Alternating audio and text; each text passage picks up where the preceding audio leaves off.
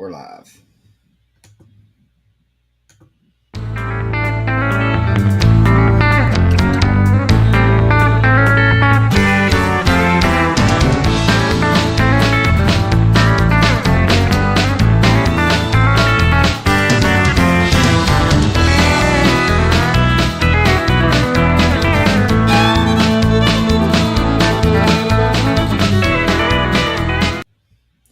What's up, guys? What's up? Welcome back to Deck Talk Podcast. We have one heck of a show coming up tonight, and I've been waiting to get one of these fellas on the podcast. We've never really met besides just chit chatting on the computer. I was planning on going and doing guide trips with them and doing some filming with them, but life happens and was not able to get it going.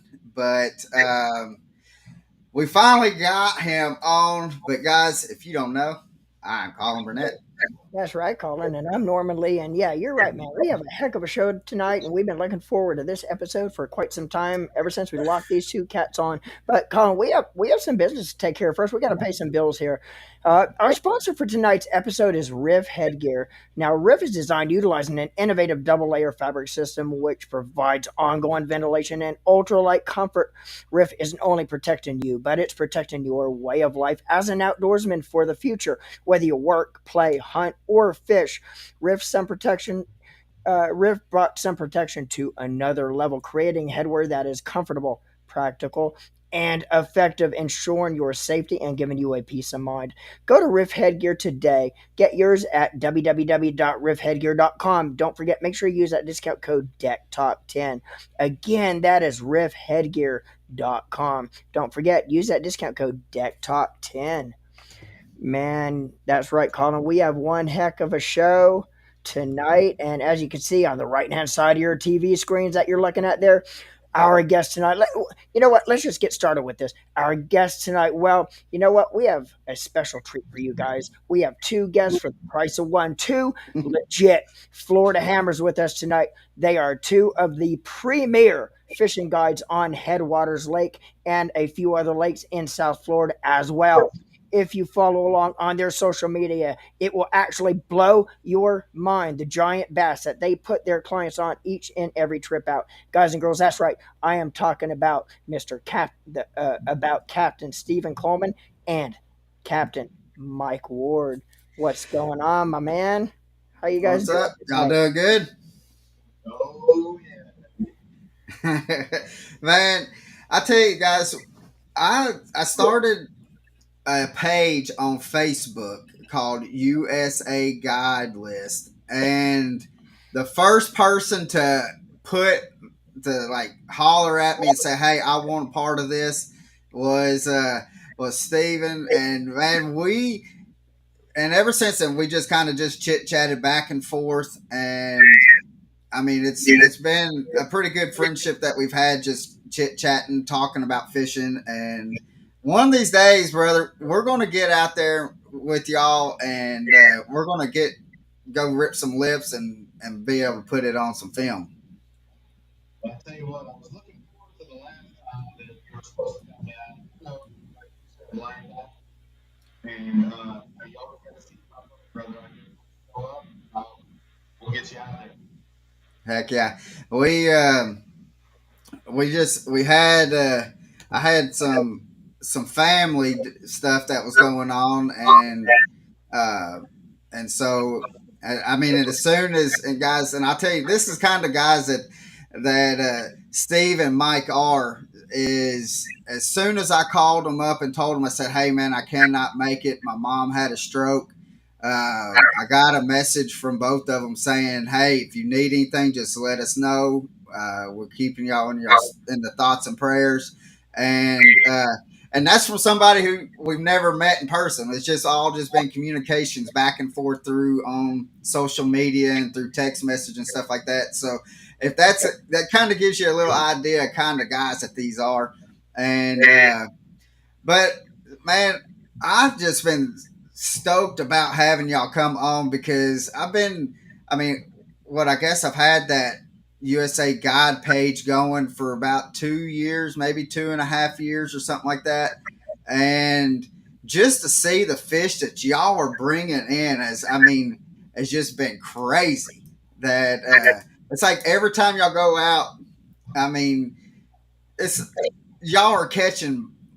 We a lot of parts of the country they say it's monster fish, and I know that y'all wouldn't consider what we consider monster fish. Y'all consider average, but but I just want to know, like, how is it that y'all stay so consistent on being able to put your clients out uh, every time you go out? Y'all, it always seems like y'all are having a field day out there.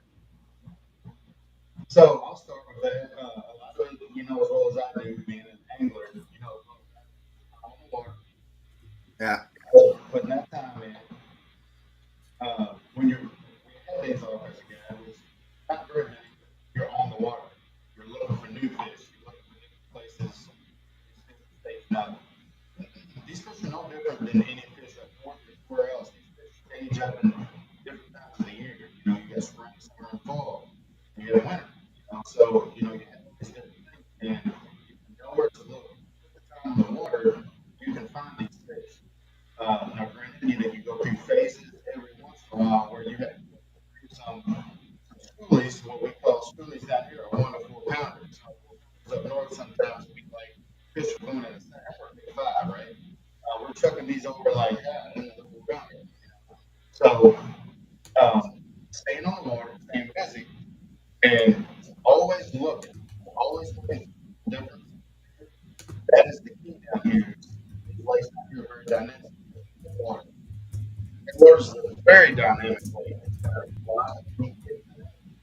This is a man-made lake. It's 10,250 acres of this vast habitat that you cannot. I fished Chickamauga, Guntersville. I fished Tennessee lakes. I fished Kentucky lakes. Kentucky Park. This lake is a vast factory.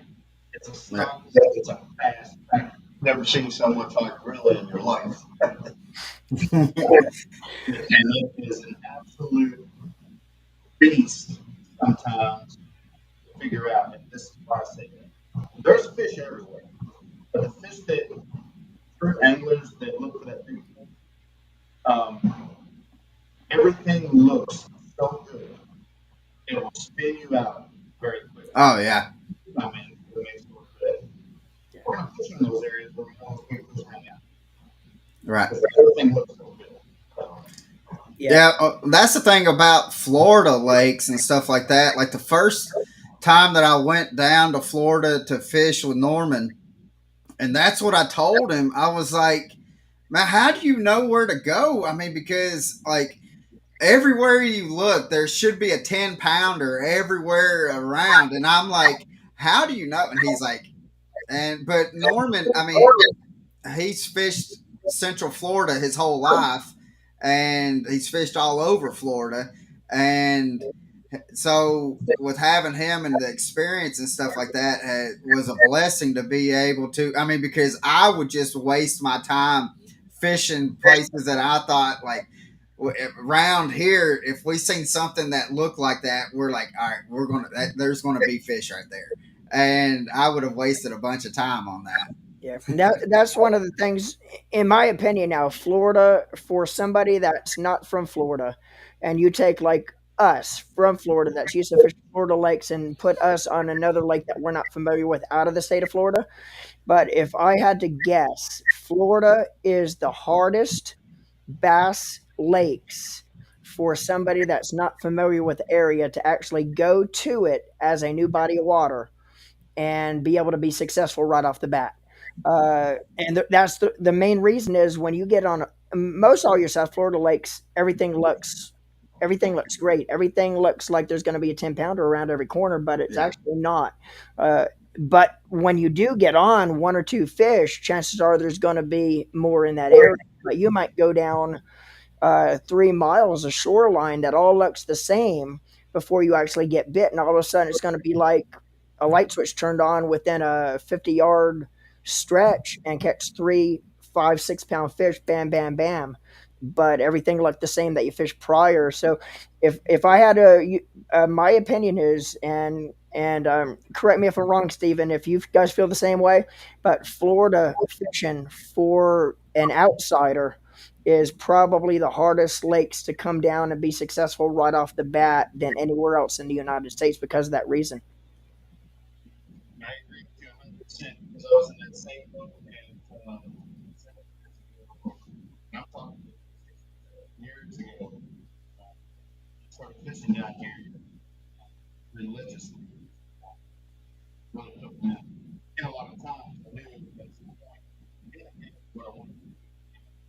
And I put a lot of time into all this amount and where I wanted to play on my family to be able to grow a business, together. And that, Colin, and I mean that's what I found the biggest problem for me was is everything does look good. You pull up on a lot of northern lights. Oh my goodness, there. I mean, that looks fantastic. Fish all over. The problem is here is that everything looks like that.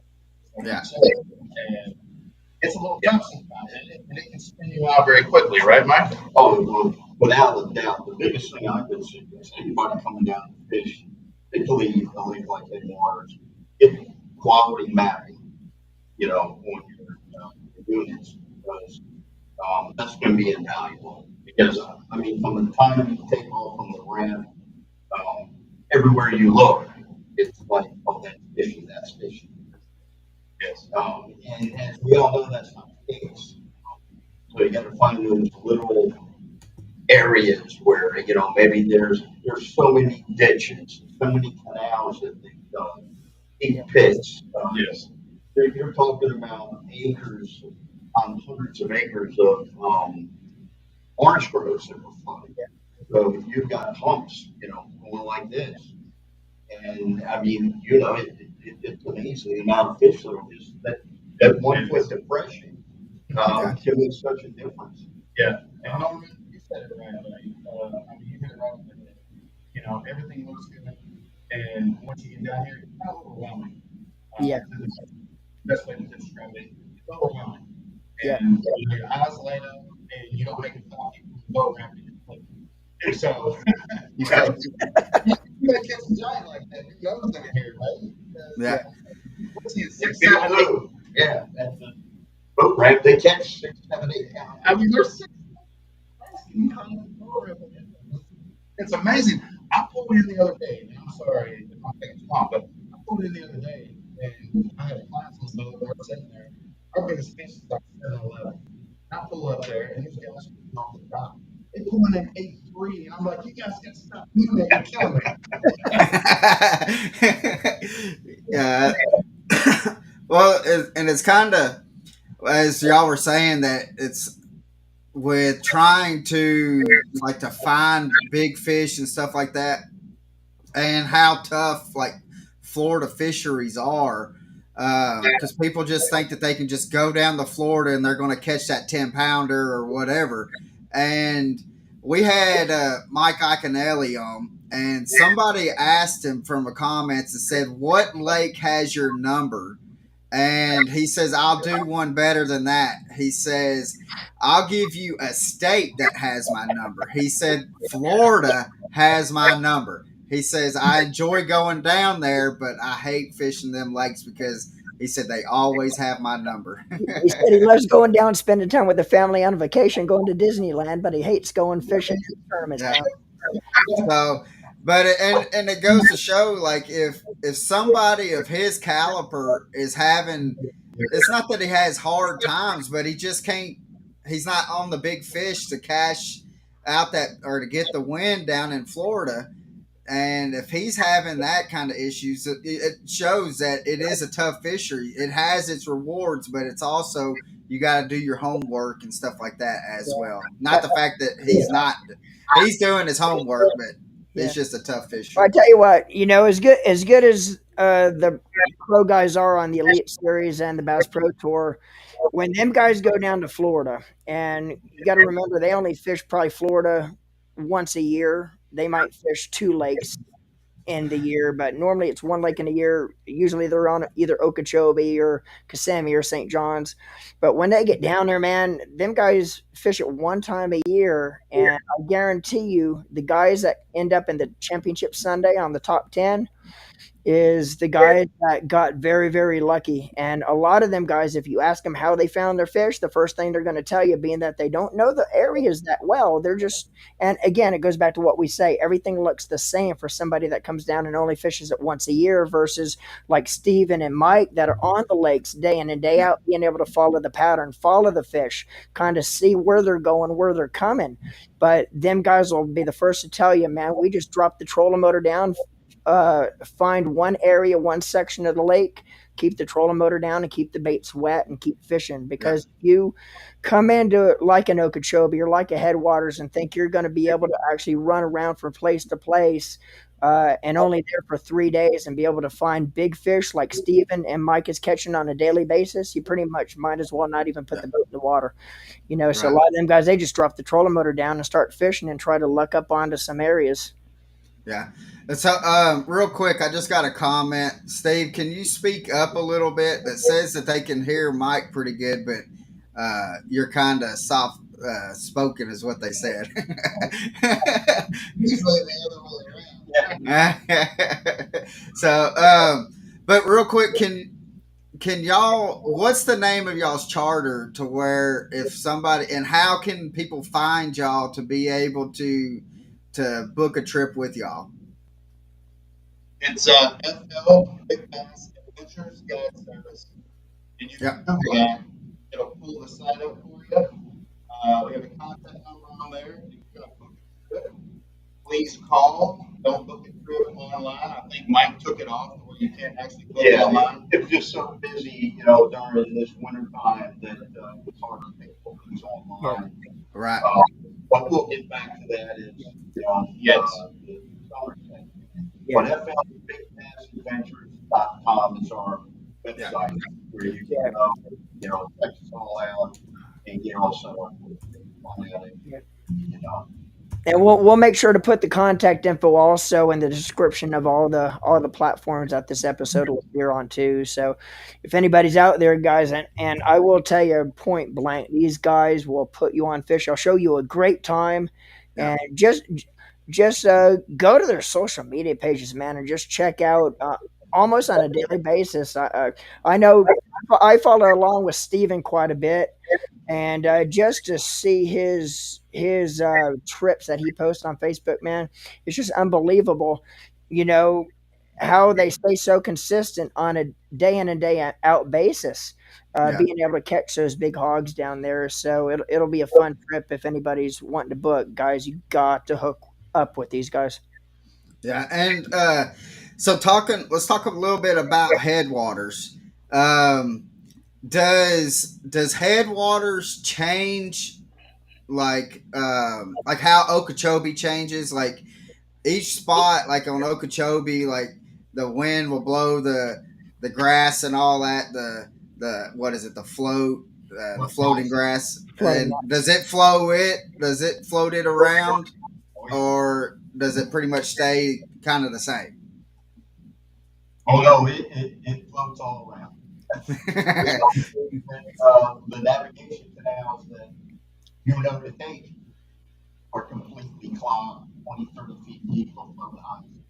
Right. So you gotta know another way to get around or get to where you want to go. And obviously, some guys, if you're new down here, you're not gonna know that. But yeah, we get heavy wind depending on the wind direction. There's times we get back to the boat ramp, we can't move our boat.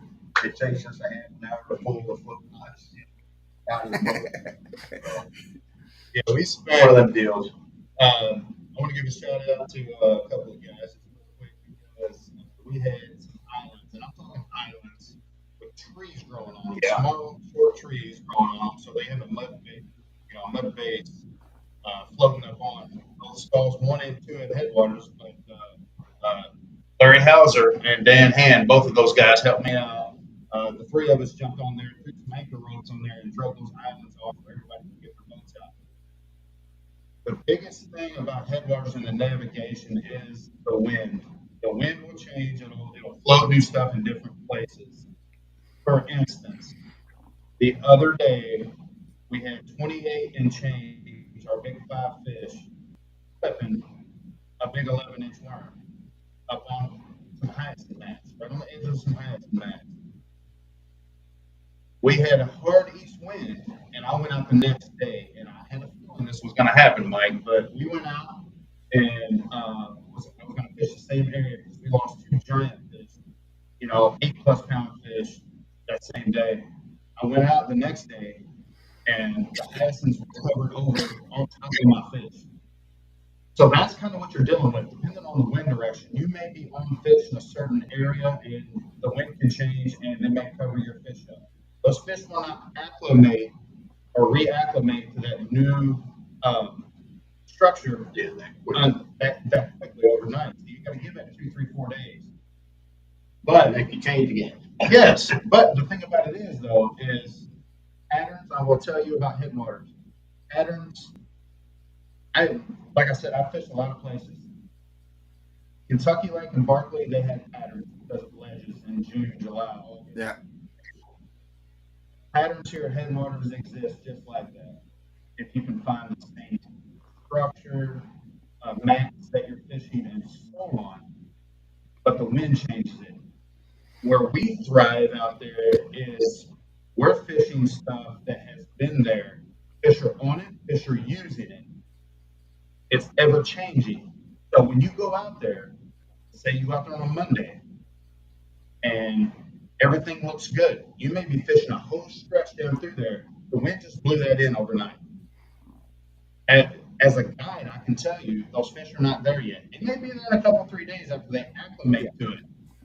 We need to go fish this other area because those mats have been there for several weeks. All right. That's where we come in with that. But yes, so the navigation and stuff like that can be a little tricky. But, and I understand coming from the north, down here, that we don't want to push our boats up on islands and push islands around, right? How bad you want to fish? That's what I say. How bad you want to get a shot at an absolute giant?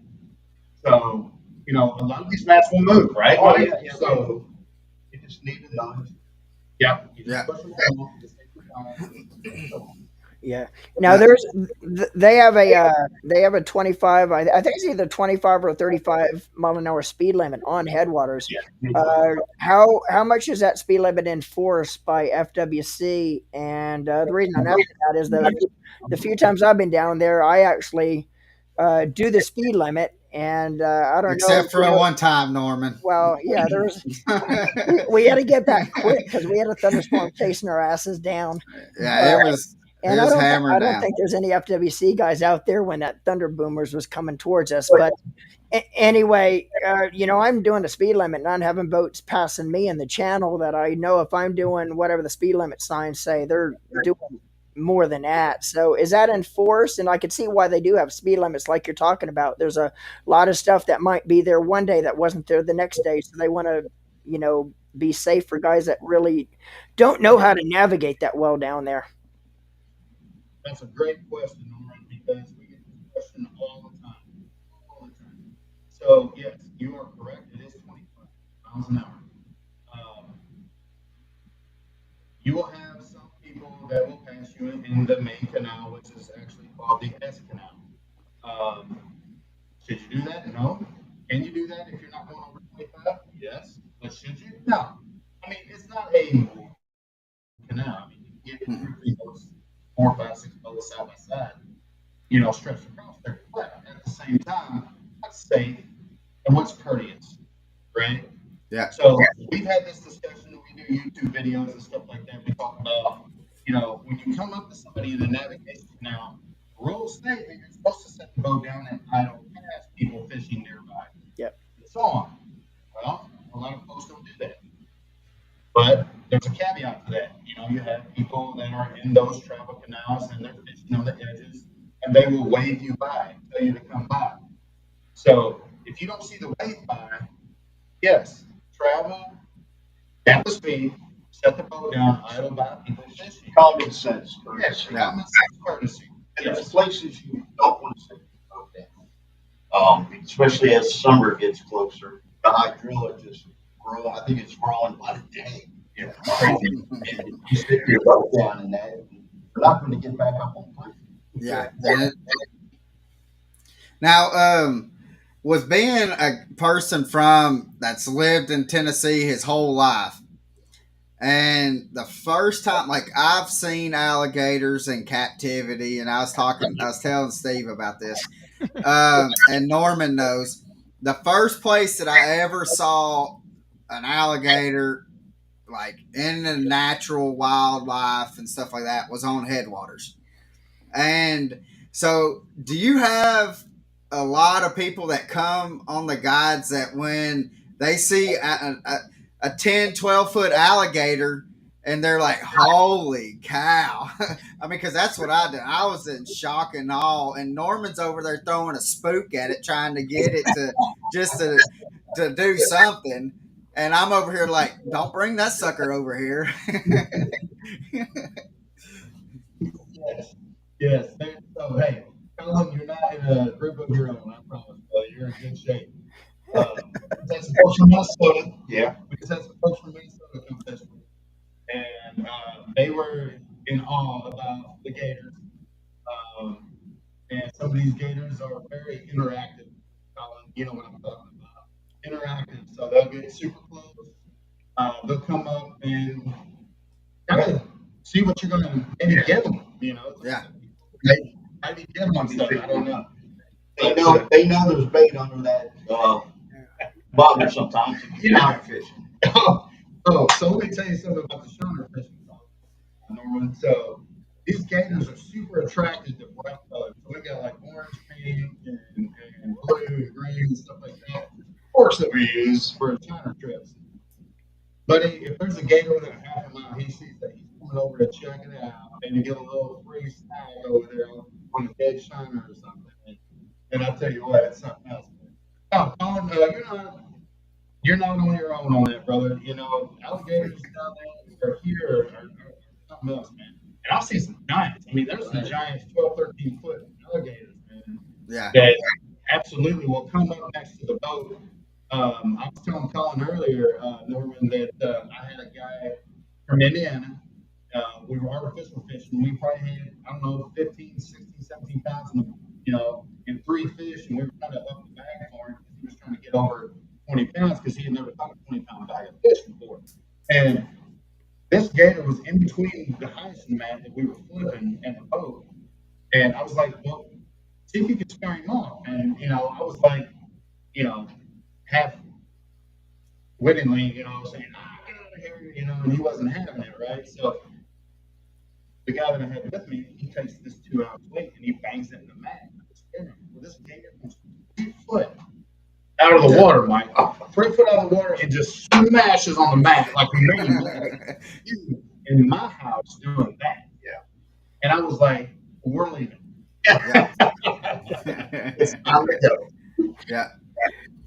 Yeah, when we were on, which I told you, Steve, that like when we were on Headwaters, like we only was able to fish like 2.5, 3 hours because just like what Norman said, I mean, we had this huge storm roll up on us, and if you haven't ever been on Headwaters, guys, like you when you get out there in the middle and it's wide open and stuff like that, it's real easy to get lost, and um, and so I've got a fairly good sense of direction. Norman, if it doesn't have his Lake Master on and the GPS, he's getting lost going to Walmart 5 minutes away from his house. But I get lost in a round room. yeah, so I'm watching this weather system come in, and and I'm telling Norman, I said, hey, it's coming. And he's like, no, we're over here. And I'm like, no, right there where it's coming. It is going right by the boat ramp. I knew it was And, coming, but we're starting to get on some fish, so I don't want to leave. yeah. And so I think Norman broke the land speed record coming down the S Canal or whatever you called it, and I mean, because it was something else. Like we turned off all the units. We didn't want no electricity going to the boat besides the big motor, and we just hammered down on it. So, but getting back to the alligators, like we never had them on Headwaters. But again, to come up that close to the boat until like we went to the Everglades and was fishing the canals down there, and uh, so like, and I was talking when I was talking to you earlier. See, we was talking about this, and like they would come like play chicken with us, but then they'd kind of veer off and go to the side and stuff. And Mike, we had one that was ever bit 9-10 foot, just come swimming right by, got about 10 yards behind us and flipped the Yui and came up to about even with the console. And I'm on the trolling motor, and so not ever really been that close to an alligator in the wild. I'm over here. I had my GoPro going. I had my phone out taking pictures. I got some good pictures. And then Norman's like, "Hey, you know, I want you to know that alligator's over here thinking, do I go on and eat me a meal, or do I just let these guys go on?" He said, "And the thing about it is you're twice the size that I am. He's probably coming after you because you got a little more meat on the bone." Yeah, I get her sizing you up, Colin. So, well, Steve brought up a good thing. He said that he might have went after you first for the appetizer. Oh, there you go. I'm a day like that. So, but uh, but when and we fished the Everglades last year and got on some peacocks, but we had one gator that, I mean, just stayed with us probably about 80% of the day, just going down this canal, and uh, but I mean, he was literally, his nose was inches from the gunnel of the boat, and every time that we'd catch a fish and it'd splash on top of the water, here he comes wherever it was splashing. And kind of going like what you were saying, Steve, is, I mean, he hung around the boat and we'd flip the peacocks or the fish on the other side of the boat to where we wasn't trying to feed them. And even though I did feed them about a 6 pound peacock, uh, I did let one get he demolished that sucker. Yeah. But so with that being said, it is very, if you really enjoy wildlife and stuff like that, I mean, you need to just go out there and just experience. I mean, because it is an experience just having all that wildlife around you.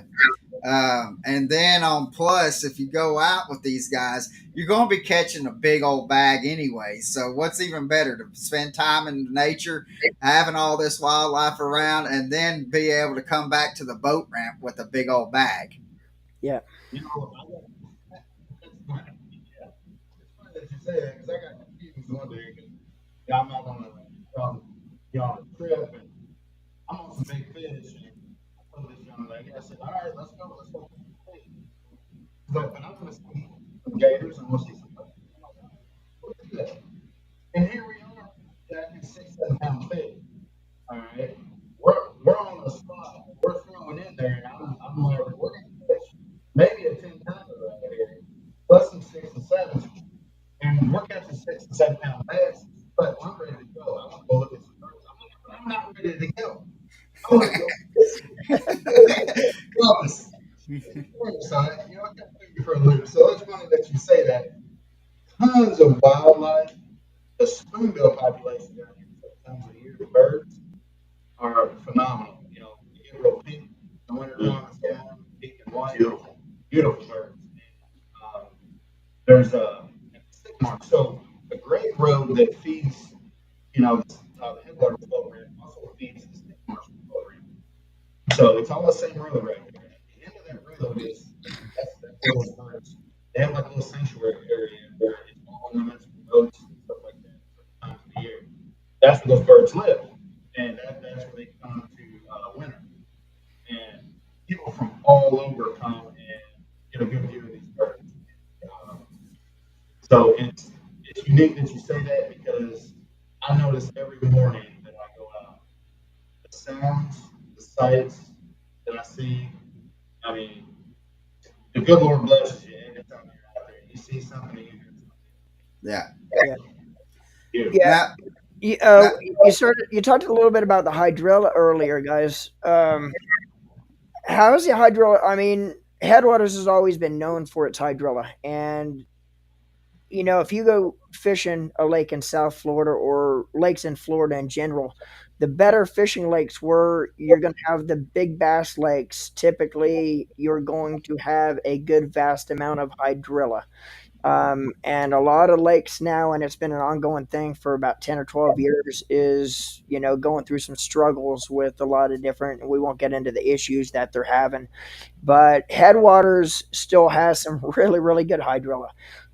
And if you get down to Headwaters, you'll see what we're talking about when we talk about how hydrilla, it's not only great for the bass to live in, but it's also a filtration system for the lake. Anywhere you're going to find areas with hydrilla, you're going to find crystal clear water. And that's one of the keys to fishing South Florida is finding clear water. Well, when you get the hydrilla like you do in Headwaters, you're going to have clean water. Um, and Headwaters still has a lot of hydrilla in it, which that's one of the reasons. And correct me if I'm wrong, guys, but that's one of the reasons that it is such a great big bass fishery is because you do have the hydrilla in it. Um, why do you think it is that, and I hate to say this because I don't want people to hear how much hydrilla it has in it and how good the hydrilla is for fish catching. But why do you think it is that they really haven't messed with it yet, like they're messing with like Okeechobee, like Estapoga, a lot of the other lakes, or have they? But there's just so much of it in there that they you haven't really started to notice it yet. Are they messing with it or not? No, really, they will spray now and then just to maintain, maybe spray some ice on mats, try and cut down on those. But the biggest difference is that this lake has no houses around it. You have no boat docks, you have no pleasure boats. It is strictly a trophy bass, and you know, obviously they know that spraying to kill the grass is the greatest thing you do for a fisherman. And unfortunately, we've seen that throughout the state. Over the last couple of decades, some incredible fisheries have been destroyed because of, well, there's a lot of opinions. We won't get into why, Yeah, but the grass disappears, and the yeah, grass yeah, disappears from the marsh. yeah. Yeah. Yeah, and you made a good point there, and I really actually didn't think about that. But you're right. There actually is no houses. It's more or less the whole edges. No matter where you go out there is all rural. So there's nothing out there, which that's a lot of the reason where a lot of these lakes, even Okeechobee and Estapoga, being even though they're strictly a hunting and fishing lake, they're still spraying them because you do still have the houses on them. You have the boat docks on them, and I guess that's one of the reasons that a lot of I guess the homeowners on the lakes complain. But you are right there. I didn't think about that. There's really yeah. nothing on the lake other than boaters, Boats. basically. Yeah. Yeah. And so we got a couple questions. One of them says, with the popularity and notoriety with of Headwaters exploding, have you found it more difficult to find fish with more traffic? At times, yes. That's a great question. That's a great question. As a guide, as guides, yes, that does happen. But there, as I say again, there's a caveat to that. With that comes community hosts. I look for those other places when I'm not on trip. I'm not looking. I look for places off the beaten path. I got places, Colin and Norman, maybe you may not ever take the boat. You're like, I'm gonna Yeah. serve something. So um, it does get a little tough sometimes. But at the same time, the habitat in that lake is flourishing, and there's so many fish in it. there's not many places, Mike, and stop me if I'm wrong. There's not many places that you can go in that lake and not catch fish, but it's the caliber of fish Yeah. where that'll get you. Right. If that makes sense. Yeah. Right. Sure. Yeah. And the other thing that I personally think it's overblown a little bit. People talk about the notoriety of it, it gets pounded. But that parking lot is only so, and even the overflow part. I, I mean, we fished all over the country, in places with hundreds of boats at the boat dock. Yeah. Yeah. Right. We had a lake smaller than that. And I even at its busiest times, like a lot of places, Yeah. where I don't see no boat. Yeah. Yeah. And that's the unique thing about this lake. To the folks who built this lake and put it together, kudos to them because I'm going to tell you, when that place first opened, I remember the first day I was sitting on the grain road about half a mile away, waiting to even get into the pavement parking lot to even put my boat in. I was there almost an hour waiting to put the boat Yeah. in. And I saw maybe three boats, maybe four boats that day. And I Yeah. remember that very vividly because I'm like, I cannot believe that this place is as full as it is. And I think the guy who does the krill survey from FWC, there was a time last year or the year before, they had 175 boat and trailers up. Wow. And it's what it's what it's withstanding it. It's the habitat, the places where these fish can hide. And this is the only place that I've ever been where you can go on one spot. I'm talking about live bait. I'm talking about live bait. I can go with live bait, 6, 8, sometimes 10,000 shiners in a 6 or 8 hour trip and not leave one spot. Right. And you'll go Yeah. through every single area. It is absolutely amazing. The Yeah. numbers that you The numbers of fly fish that by. you catch in some of these places. So it can get tricky in regards to um, certain areas. I wouldn't say that you can't fish it because there are thousands of places to fish. Right. That would allow you to find a place to fish and not be crowded with people. A.T. Kenny said it himself. He and I were talking, and it was amazing that we agreed on that and that we connected on that. The parking lot's full, but that does not mean that you can't go out there and catch fish. Because Yeah. the Yeah. is there. Yeah. And that's like, and I'm glad you said that is because like when Norman and myself and my dad had went to Headwaters, the parking lot was probably 80, 85% full. And I think we seen maybe four boats the whole day. And I think two of the boats was racing us back to the boat ramp when we were in the storm. So I mean, if it wasn't for that, we probably wouldn't even seen them two.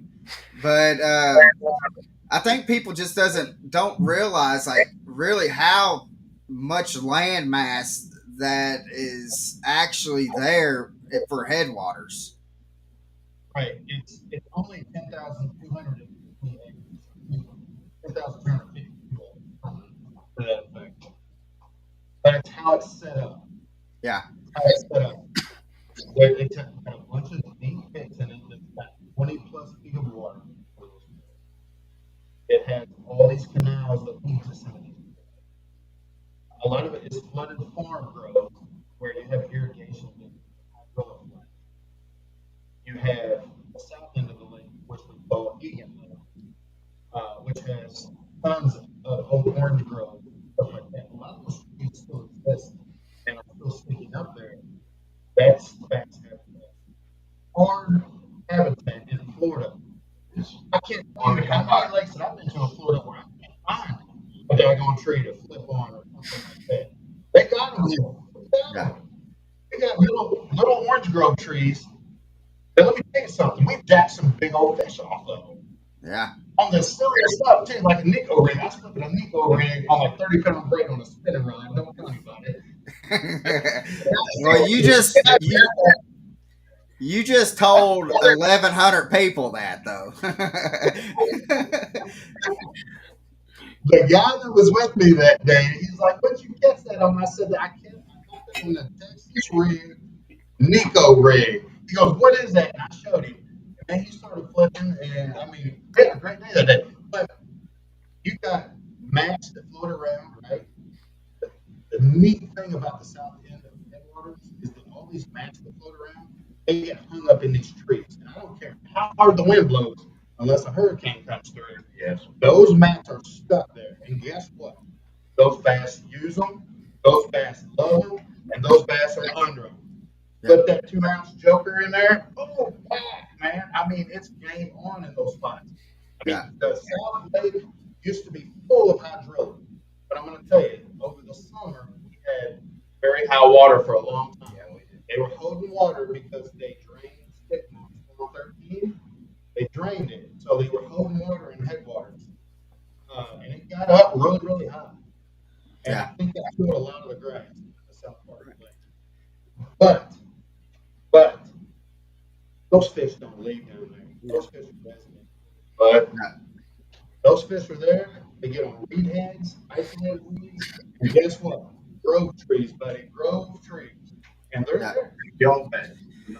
Now, is there any better feeling when you're flipping into them grass mats and stuff like that, and you're punching through them? Is there any better feelings when you're pitching and the next thing all you feel is either you feel like a little dunk or you it just doesn't hit the bottom? Is there any other feeling better than that? Than because you know as soon as that happens, you're about to rip some lips right there.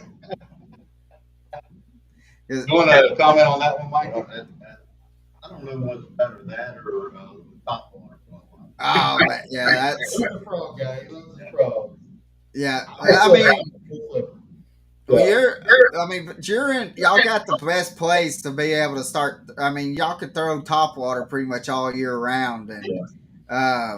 with here, we have to usually wait until the water hits 65, 70 degrees before the top water really starts. Not saying that you cannot catch them. I mean, I've had a buddy of mine. The water temp was 42 degrees, and he was throwing a buzz bait, Get out of here. and he stroked some that day. He stroked some bass on some top water with the buzz bait. And that I Man, that's a phenomenal day. That's a day you never forget about. 42-degree water temperature, jacket for a bug bait. Man, it don't get any better than that. no, and I mean, I I like the top water. I like seeing that explosion, but to me, just that when you're pitching that to me there's no better feeling when you know I mean because people think when it's a big bass that it's going to just annihilate that bait when if you get a hard hit when you're pitching it's going to be a small fish 9 times out of 10 or a smaller fish usually you're just waiting on that little dunk or you just waiting you don't feel it ever hit the bottom Yeah. and uh to me that's the best when I get so I guess like I like it because I know all right the fish has it when it's top water I get so anxious especially throwing a frog as soon as I see that splash I mean unless I do it for like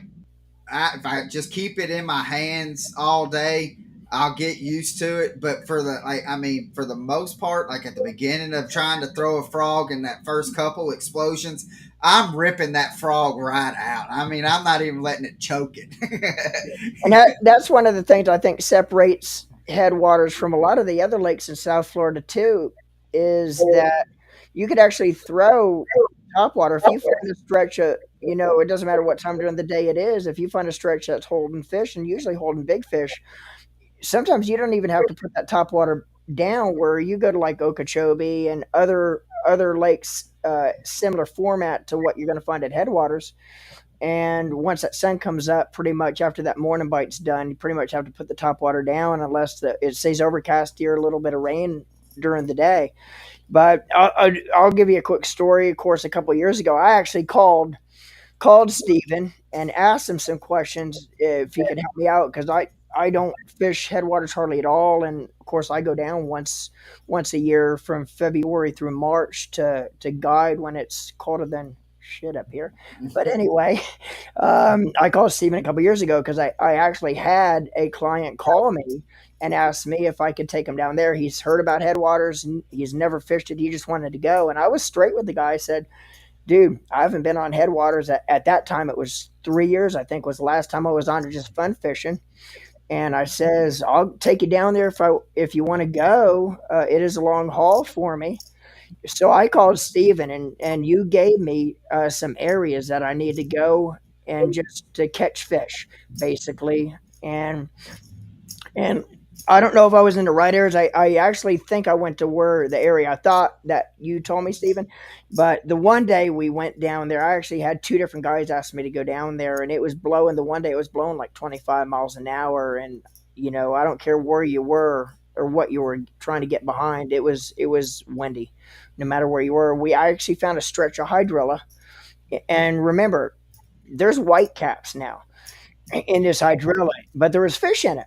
So I just take a long drift over this hydrilla flat, and we just take and chunk the spooks with the wind as we were drifting, and we were probably drifting about 2 miles an hour in this wind. And once the spooks landed, you couldn't see them; they disappeared because the water was so choppy.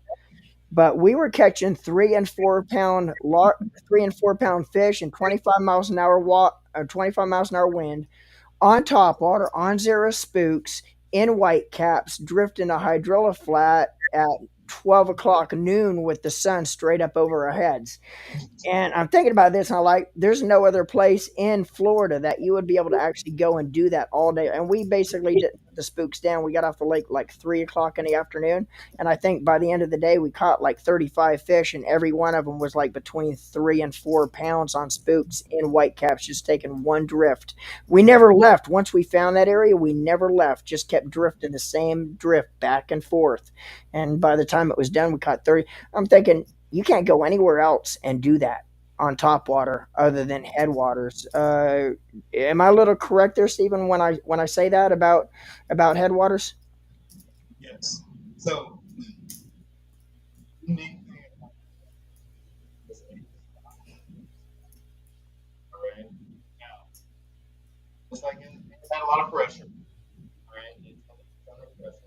A lot of people fishing. I remember from the first time it opened all the way up till now. So there is a difference. I will tell you that. It opened. Um, it opened in August, summer, and from the spinnerbait out there over 15 foot of water, and I'm letting it go down about 5 feet. Spinnerbait over open water. I don't know where I'm at, what I'm doing, other than I'm on the edge of a half rope one. Okay, so that being said, yes, I has gone by. A lot of people fish. It's not that easy. All right, fish adapt, fish learn, things can get tighter and stuff. We feel pressure, boat traffic and stuff like that. But we can have two different conversations. One being professional, one being level. So there's two different. But you're exactly right. Just like I was talking about the south end of Texas. When I'm flipping with Colin, he's on the other side of the boat going sidewalk in areas like that.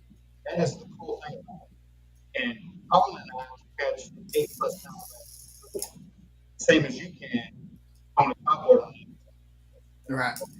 Right. there's so many. I think Headwaters is leading the state of Florida right now. Pound back. Over like in the state yards for that right now. So, and that's we had 14 one or two caught. It fell out of us. But it's a captain that works out of where we were. he had a 15-year-old boy catch one or three or something like that.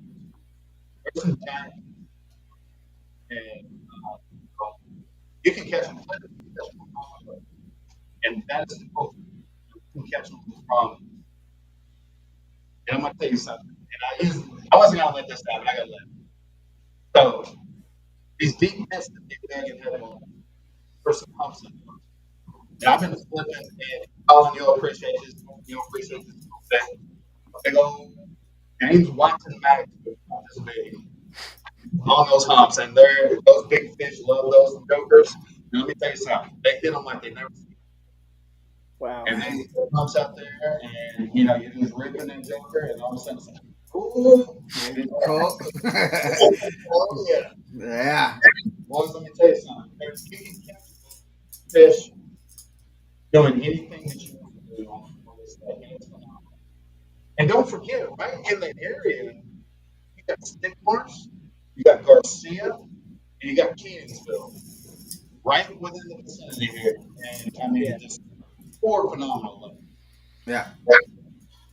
Well, we got Jerry Brousseau's on here. He's been on here. He's actually asked a couple of things. I mean, y'all might know who he is. I'm just saying. But he said on any given day there will be at least three different patterns working on Headwaters. So Headwaters offers variety of options depends on each person's skills. And then he said with the new lake scheduled to open this spring in Central Florida, we should see a reduction on traffic on Headwaters. And so, I mean, that would be that. I mean, traffic wise, I mean, I guess the benefit of that is you're going to have a parking spot at the boat ramp. But, but, I mean, again, it was 85% full, and we only seen four boats that day. So, but when we come down there here in July for ICAST, we've got a local guy that last summer or last year he made this, and I want to show this to you. You see, it's got the like a buzz bait on it, and then it's got a frog. Yeah. And when I first seen this, I was like, "Is he joking with me?"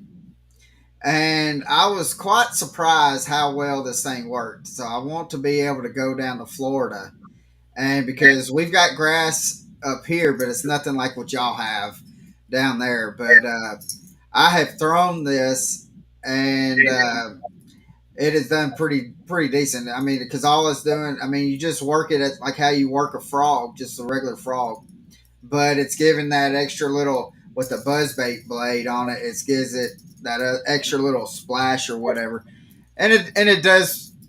I won't say that it's caught me more fish or anything like that, but I mean I've had fun throwing it. So I'm gonna bring this down there and see what I can smash on it. I, if not, I mean I'll let Norman throw it at some gators down there and see if he can catch one of them. But I want to get back to Jerry. Jerry made a absolute. I mean, he locked it down. He said, yes, three, 4, 5, 6 different patterns. However, whatever fits you the best. You can Yeah, catch it like that. It's your strength. Yes, yeah. yes, he said it very well. Yeah. The best Now, uh, and just I mean because I really can't talk too terribly much about Headwaters because I've only been on it once for about 2.5 3 hours. So, but from the experience that I have been on there, just like what y'all were just saying, like fish your strengths. We've been, I mean, just like what y'all were saying as well. It's like I was pitching and flipping. Norman loves throwing a spook, and we were both able to do what we wanted to do, and we ended up. I mean, we jacked some jaws on it, and I mean, my dad loves throwing a little Texas rig, and I mean, he even caught a fish with us, and so, uh, but and that's one thing. Like, there's not too many lakes to where you can have. Usually, if you're on one pattern, especially like here on the Tennessee rivers, um, you cannot do both of. You cannot have two people on the same boat throwing two different techniques and catching fish, Yeah. and let alone having the opportunity to catch big fish on both techniques. Yeah. On Headwaters, it's one of the only lakes you can go to where it's almost impossible to back boat your partner on the back of the boat. So as It, much as I try to I was back about to say if it possible, can happen, Norman will do it. He backboated us so bad in the Everglades last oh, year, don't do that again. it was horrible. No, no, no, no. I'm sure Norman will handle that better. So, uh, but we have had y'all on an hour, and I know this fat boy is hungry, so we won't stay on too terribly much longer. But let's, Mike, what is your favorite technique? Like, if you're, or what is the technique that you go to? Like, if you have somebody that has not fished that much, that all they're caring about is just going out there catching a fish. It doesn't matter the size to them. What is the technique that you will go to so they can at least catch a fish? And we're going artificial. We're talking, correct? Mm-hmm. Yeah. My go-to is really a worm. They like them big down here. Yeah, So we're throwing a 6, 7 inch Senkos, and just Texas rigging them or wacky rigging them. And that to me just seems to be an easy thing that they can throw, just having to work it slow. yeah, And, it's doesn't take too much. And these, like I said, these fish down there, even these, like Steve was saying, these big 11-inch ribbon tails, up north, the fish would punch it. yeah, Down here, they go crazy. yeah. And what is it about the big worms that they just go crazy about?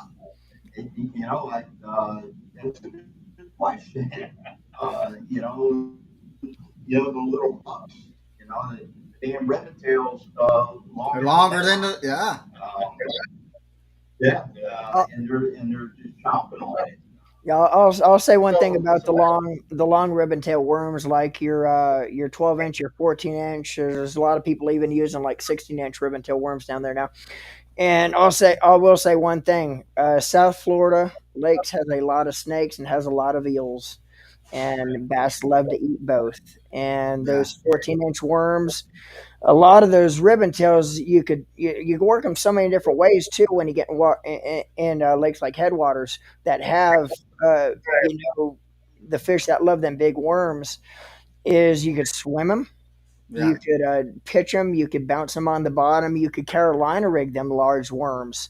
So there's a lot of different ways you could actually work those long big worms. But yeah, I mean the fish love to eat snakes and they love to eat eels, and I think there's a most lakes in South Florida have both, and yeah, the fish love to eat them. So but that's my opinion. That's the reason. And like Mike was saying too, I've caught 12-inch bass on 14-inch worms. And when I catch the bass, the whole worm is balled up in their mouth. So basically, I mean even like your small fish, all they're going to do is and most of the fish hit them head first anyway. They're very seldom going to come up from the behind, no matter how big the fish are. So those 12-inch fish, all they do is yeah, one suck, and that whole worm is just balled up in the fish inside the mouth. So I've seen catching fish that's like half the size of the length of the worm. And that's one thing about largemouth too is they are a very aggressive fish. And I've said before, if largemouth bass got to be 70, 80 pounds, it would be worth your life to swim in the lakes because they would literally be like sharks and eat you. That's how aggressive and even them small little fish are when it comes to they'll hit something that you'll never think you'll catch a 12-inch fish on, and by gosh, you'll catch them on a 14 or 16-inch worm. yeah. I'll tell you real quick on that. I don't, other people may disagree. It's fine, but there's certain things that I like. But I think anywhere that you fish and that spawn is waning down or it's over, those big females those they Yeah. absolutely feed on the females. And I learned that very quick on Headwaters. Um, someone told me a long time ago, like, he goes, son, come June, we're going to be hitting the legends. 80, 22 football head and big 11 and 12. And, you know, when Headwaters opened, after that first spawn, that those jumpers in there eat it quicker than any bass that I have flipped that, thrown that, pitched that, whatever that is. Those worms, I fish them a certain way, certain times of the year, certain areas of the lake, because it sets up how I like to fish. Like Jerry said, we have certain ways we like to fish. I like to flip that worm up on high mats on top of the mat, shake it off of the mat, and let it drop right in front of the mat. Yeah. And as soon as it drops in front of the mat, boom, and Yeah. it's gone like donkey kong. And let me tell you something, you get that 89 pound bass on a worm right up next to some ice and mass, lights on. We're talking about close quarter combat. Yeah. And that's, I mean, and that's one thing that I love about fishing is, I mean, from cast to cast, especially down there. I mean, down there, each cast you're liable to be able to catch a double digit bass. Um, but just the excitement of when you might throw, like what you're saying, off, throw it onto that mat and then bring it off and then just drop it right off the mat. And you might think that you're throwing that exact same cast, but the third time you throw that exact same cast is when they're going to whoop. And it's just amazing. Just, I mean, how these fish and uh, just how they react. And sometimes like up here, like they get to where they don't want to feed, and so you have to make them, you have to do something to get that reaction to uh, like during the wintertime, a lot of people here like throwing crankbaits and stuff, and I'll throw a crankbait, but everybody slows that crankbait down because they're thinking, well, the bass are lethargic, and Sucker up, get that that reaction bite. and so they're wanting to slow everything down. And I figured out, I guess probably 7 8 years ago, that I can burn during the winter with the water in the low 30s upper 20s, water temp that high, that I can get a reaction by burning it and out of these bass. And all I'm doing is burning it and pausing it just to give that look. And then once I start burning it again, and that once it stops, and if it stops right in front of their face, they cannot. It's just natural reaction to them that they're just going to inhale it. And people are like, "How in the world are you slow cranking it?" Or they'll just say something about, well, how fast are you slow cranking it? And I said, I'm not slow cranking this sucker. I'm burning it. And they just don't believe me. And I mean, and I was like, I've put videos out showing that you can do it. That it's all, even though they're not hungry, if you put the bait in front of them, it's just their natural reaction is going to just to eat it, get it out of the way. Pretty much is what I tell people. Is that how it is down there as well? Yeah, so um, I'm going to relate that to something a little bit different, like flipping, right? So Yeah. we're flipping a 2 ounce weight into a mat. You got 3 foot water under a mat. You got a canopy, right? Right. I'm flipping that bait in there, and sometimes it's I'm lost in that 30 40 feet of mat, right? But what's the difference between what you're talking about and that bait going through there at how many mile an hour? Right. And by the time that I get ready to pick up the first time, the fish is already on there. Yeah. The reaction strike. Yeah. They're super quick and they get on it real fast. Yeah. These fish, on a crankbait up north, you bang it on rocks, Yeah. put the magnet stop weight and go shooting through there real fast. It's no different. All reaction strike. I even think with the big worm, when I'm flopping it off, just pulling it off the edge of that net, it's going right in front of their face. Yeah. Even if they're not hungry, they're still going to eat it because reaction strike. Yeah. So, it's no different than a chatterbait pulling it off the reeds and the isolated reed beds and stuff like that. And it's not far away. Yeah. It's all Yeah. about that reaction strike. You can Yeah. make them work.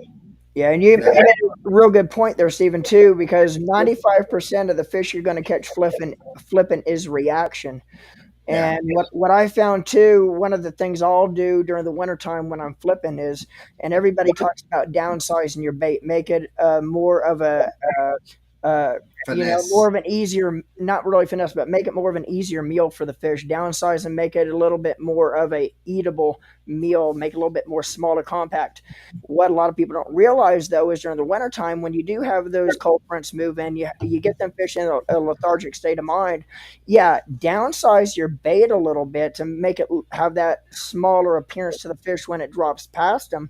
But when you're downsizing that bait at the same time, most people think you got to downsize your weight. Total opposite. When you downsize your bait during the wintertime, you upsize your weight because you want that bait to drop quicker in front of that fish because a fish that's lethargic just laying there under that mat or in that bulrush clump and you flip in there, that fish doesn't really want to eat, but you need to go for that reaction. If a bait drops by it doing that, that fish is going to turn its nose up at it. But when it drops down past it, like you said, 95% of the fish is going to hit it on the way past. They're not going Yeah. to hit it once it hits the bottom. So you're going by, and they react to it as it drops in front of them. So beef that weight up, make it drop faster during the wintertime, get that reaction bite out of it. And that's what I found a lot of times is you want to beef that weight up during the wintertime when you are flipping to make it drop faster in front of it and go more for that reaction bite. Yeah. Yeah. Yep. So Jerry said, he said, thank you for coming on and sharing information with everybody. He says, I will see you boys in the near future. I will be with a good friend of mine from Leonard Skinner. So the next time you see him, he might have somebody from Leonard Skinner with him on the boat. Um, so I've got uh, another question, and then we got two more questions. I'll ask one, and then Norman will ask one. What would be an advice if you have, or to somebody that is just trying to get into fishing? What would be an advice that you could give to them to help them to become a better angler? Well, I would say patience. Uh, time on water, and the biggest thing a lot of times, I've done is just confidence. When you find, say, the longest time I just thought that took me, abandoned Jay, just, why can't I? Well, I went out on the boat, and for a week straight, I tied on with a tip. And just little things like that, to where you start to feel comfortable and learn the little nuances of each type of bait. And you're going to have certain ones that you feel more confident Yeah.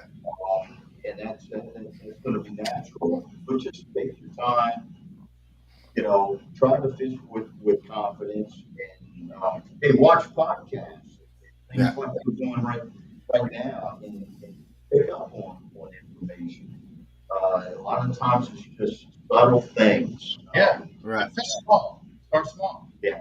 If you're new, start with some bluegill. Move up the spec, try with the catfish, something like that. I was a youngster. That's how I learned. Bluegill, crappie, catfish, Yeah. and I'm in the bass and then over. Yeah. Do you think that it's important for somebody? I mean, because like the fishing industry has so many different baits. do you think it's important for somebody just to like just go grab a stickworm and Texas rig a stickworm to be able to just like or just pick one bait and get the confidence like what Mike was talking about? Do you think it's more important just to just grab one? Don't think that you got to go buy the whole store to be able to Because get it. so we have so many baits available to us, right? So and half these baits are made to catch fish but not fish. Right. And then, you get out there trying all these different things. Yes, they put basic colors, black, blue, green pumpkins, down here, purple and black and blue Yeah. is the deal for us. But stick with these basic colors. You stick with, a Texas ring or a worm, like you said. And, Yeah. and do it until you really just get comfortable with it. Play with different weights, based on the depth of the water you're fishing. Is how fast you want that bait to fall. Yeah. If you're fishing around grass, well, you want to make sure that you got a bait that's going to come through the grass because nobody wants Right. to get hung up at Right. because it's frustrating. So, uh, absolutely, I agree with that challenge. Find a bait you like. If it's a soft plastic straw or a stick worm or what have you, and fish it if you get it down. Yeah, Right. I always do that little plastic worm and a little spinnerbait. I had two boats, little plastic worm and a spinnerbait. Yeah. And if I did catch fish with those, I guess what? I wouldn't catch them. Right. But and Mike, you just said something that kind of made me think of when you said like when you was naming the colors, like the black and blue and green pumpkin. You can take those colors anywhere in the United States and go catch some fish anywhere. I mean that I don't know what it is about that color that works everywhere. And so I mean I know from up here and fishing all over up in like Tennessee and Georgia and Alabama and stuff like that. That I mean, and everywhere that I've gone, I can pull out black and blue and green pumpkin, and I can go catch some fish. Yeah. So come on now, you can't do the blown and the blown out. Come on. And So one of the things I'll tell you too to kind of elaborate a little bit on that is I used to do some seminars and stuff with younger anglers, and the one thing I used to tell younger anglers that's up and coming in the sport is keep fishing simple, man. Everybody tries to make fishing so complicated, and yeah, it's really not a complicated sport. Keep it simple, and like you're saying, if you're starting out trying to learn one technique, just try to learn that technique and don't get too fancy with all these different colors, putting 30 different colors on. If one color's not working, you know, keep changing. Just keep it simple. And if you put, I don't care what bait you use, if you put it in front of a fish and make it look to that fish that you're trying to catch, make it look real to that fish is going to eat it. I don't care if it's pink, watermelon color, red with purple. swirl, or black blue. If you make that bait look real when it's in the water to that fish that you're trying to catch, she's going to eat it. Yeah, And make it simple. Don't try to make it too complicated because it's yeah. not a complicated sport.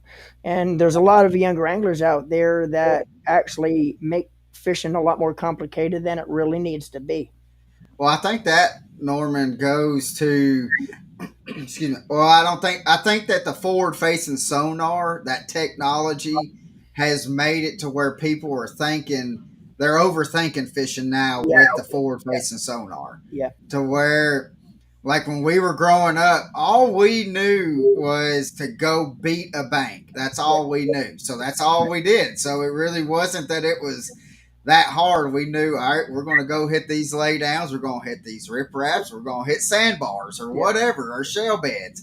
And now with forward facing sonar, I mean, you see fish out in 60 foot of water and you're like, I can catch them. So, but I love me some front facing sonar, not so much on bass, but yeah, I've been on the spec pretty good too on the front. So, when clients come and they want to get the spec, I'll show them the spec and we catch them. yeah, Yeah. Those folks love watching TV.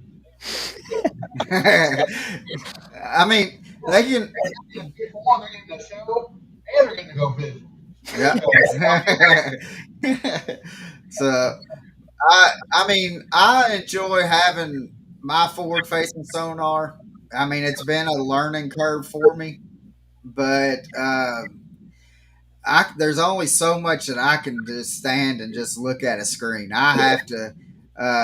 I'm too. I wouldn't.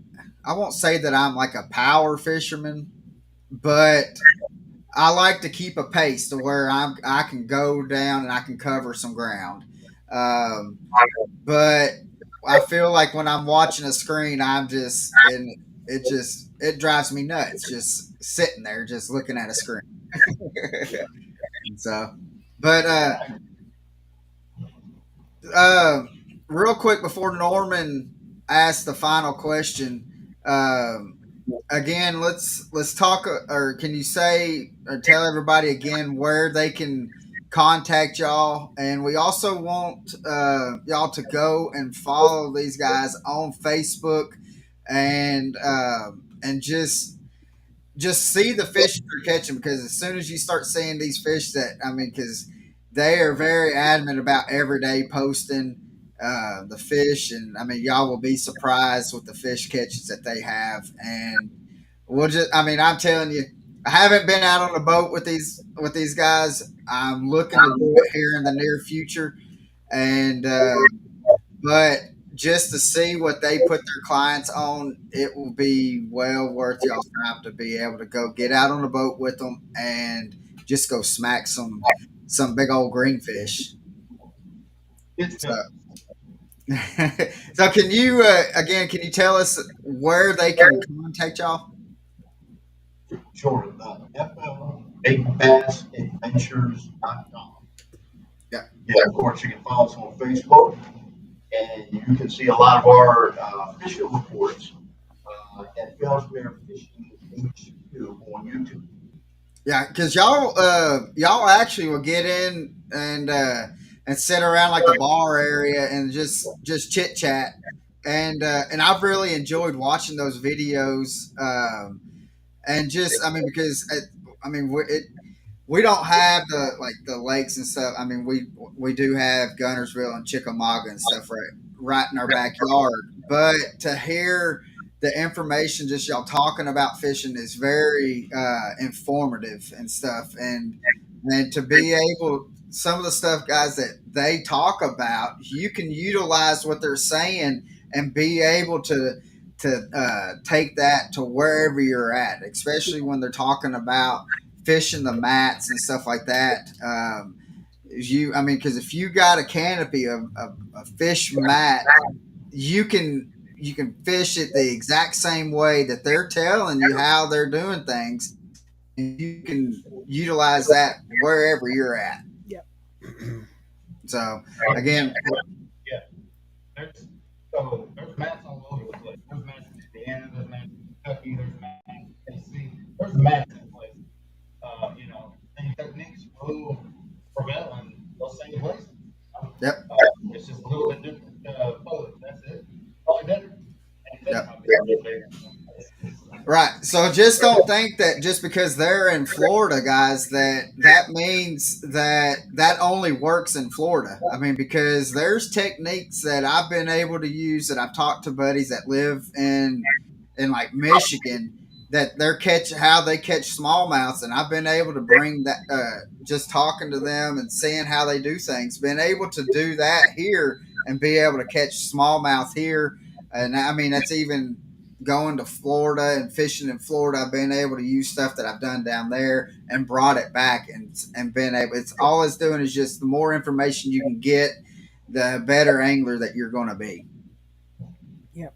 So one comment I want to make is the most fun that anybody has made me is when I broke out a net rig one day.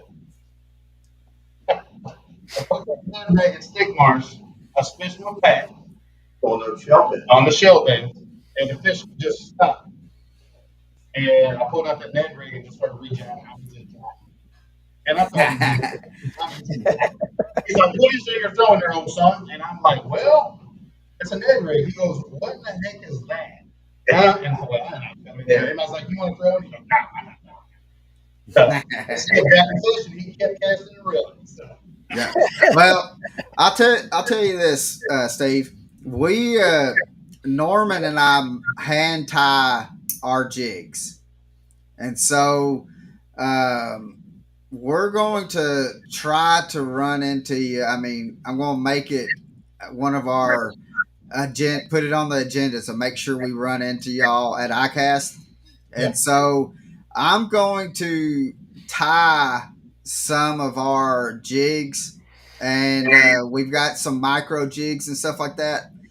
That I'll make sure that I tie some swim jigs and stuff like, and the micro jigs, and I'll bring them down to ICAST, and I'll let you try them out on old Headwaters and stuff. And that'd be fantastic. That's it. so, all right, Norman, let's hear what this last question is. I think I may know what it is. Yeah, right. Yeah, man. This is a question that we usually end the podcast with, and this is for both of you guys. You can answer it one at a time, but if you guys were to have one person on your boat now, this person could be passed away or still with us, and you could fish with them for the day, who would that person be, and why would you want to spend the day fishing with them? I'll let you go first. Oh man, I got to think about that. we, I've lost and I know a lot of creative folks. it Um, doesn't have to be a professional fisherman either, or something like that. It can oh, just be oh, anybody. that great. Um, good quality too, man. I want to say too, I am where I am because of quality.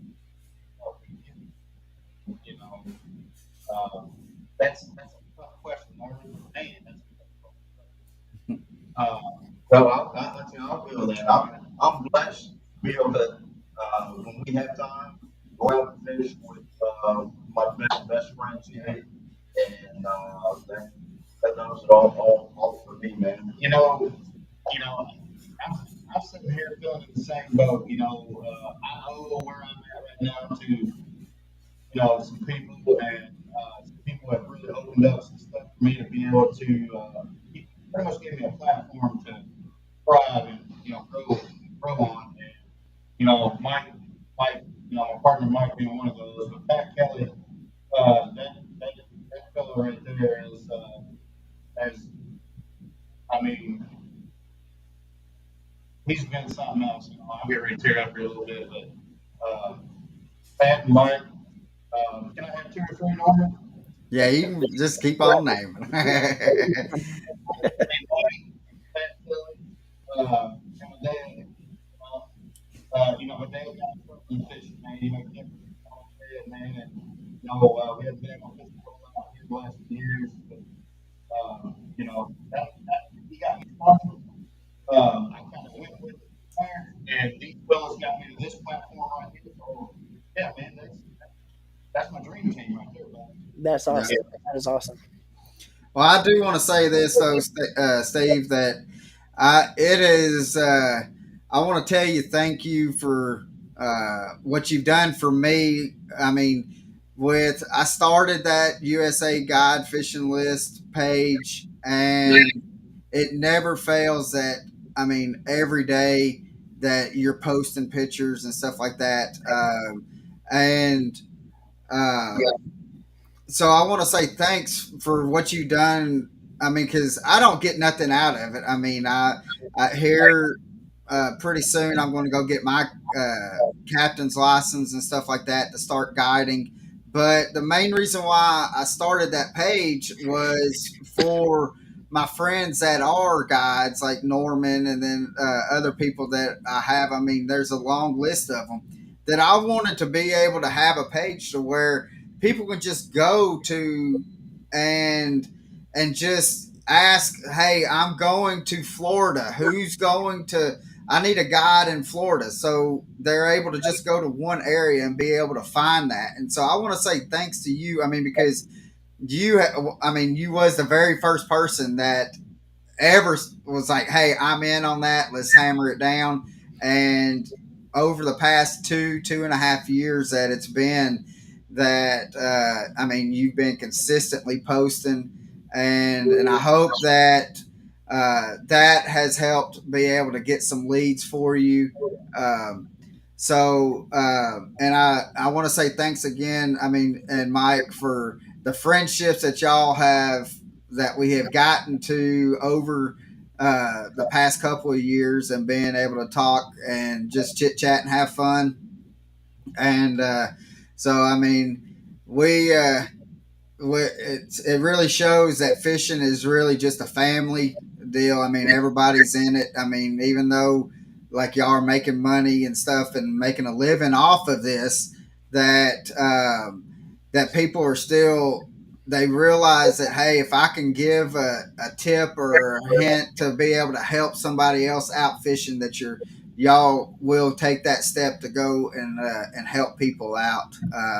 So I hope that with this we had over 1,200 people on here, and I hope that people just start booking this thing up for y'all, and if you'll let them know that y'all seen them from the podcast, because I want to see how many people books from the podcast. That would just be something cool that uh, just for me to know, to be where we can say, hey, we've had 10 people book, and I mean, and that would be a heck of a deal for us just to see.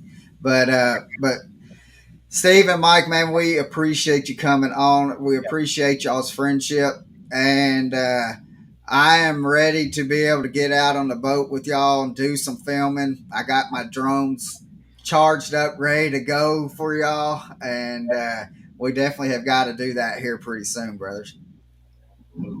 Yeah, boys, let me tell you, come on down. We'll have a great time, good fellowship, and we'll jack some big old range on. Yeah, Heck yeah, awesome, man. Thanks, guys. Appreciate it. yeah, Again, it's always a blast, guys. yeah. So hope y'all live the passion, and we'll see you out on the water, guys. See ya. Yes, sir.